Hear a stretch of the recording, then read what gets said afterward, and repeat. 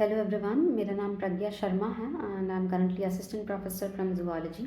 आज हम इस वीडियो में डिस्कस करेंगे कि हमें इंटरव्यू में किन चीज़ों का ध्यान रखना चाहिए और हम अपना बेस्ट कैसे दे सकते हैं।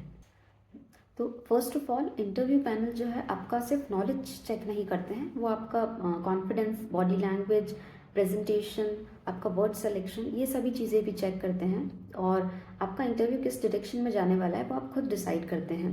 आप जो भी वर्ड बोलेंगे नेक्स्ट क्वेश्चन वहीं से बनेगा। और इंटरव्यू पैनल में 3 मेंबर्स होते हैं, 2 सब्जेक्ट एक्सपर्ट और 1 बोर्ड मेंबर। इंटरव्यू जो है 15 से 20 मिनट तक चलता है। मेरा इंटरव्यू की बात करूँ तो 20 मिनट तक चला था।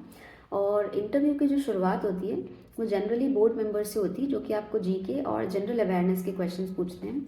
और जनरली आपको जो है आपकी होम डिस्ट्रिक्ट और आप जहाँ से एजुकेशन आपने करी है वहाँ से वो क्वेश्चंस पूछेंगे। और आपका जो होम डिस्ट्रिक्ट है वहाँ का आर्ट कल्चर और कोई फेमस फेस्टिवल या फिर कोई रिसेंट इवेंट वहाँ हुआ है तो वहाँ से आपको क्वेश्चंस पूछे जा सकते हैं।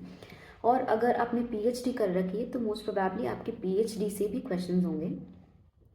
और हिंदी और इंग्लिश डजेंट मैटर, आप जिस भी लैंग्वेज में कंफर्टेबल है आप उसमें आंसर कीजिए। रूम में एंटर करने से पहले आपको परमिशन लेनी है और उनके बोलने के बाद ही आपको चेयर पर बैठना है। एंड एक बहुत ज़्यादा सीरियस होकर आपको नहीं बैठना है, आपको हल्की सी एक स्माइल रखनी है फेस पर। और आंसर देते वक्त आपको सिर्फ एक से ही नहीं, तीनों से हल्का हल्का आई कांटेक्ट मेंटेन करके रखना है। और आपको अगर किसी क्वेश्चन का आंसर नहीं आता है तो गलत जवाब देने की बजाय you should avoid answering that question, और आप पोलाइटली मना कर सकते हैं अगर आपको आंसर नहीं आता है तो। एंड आपकी जो वॉइस टोन है और वॉल्यूम जो है वो बहुत इंपॉर्टेंट रोल प्ले करता है। और आपकी जो वॉइस है वो ऑडिबल और क्लियर होनी चाहिए, तो इसके लिए आपको खुद ही घर पर प्रैक्टिस करनी चाहिए। Record your self and figure out your weaknesses.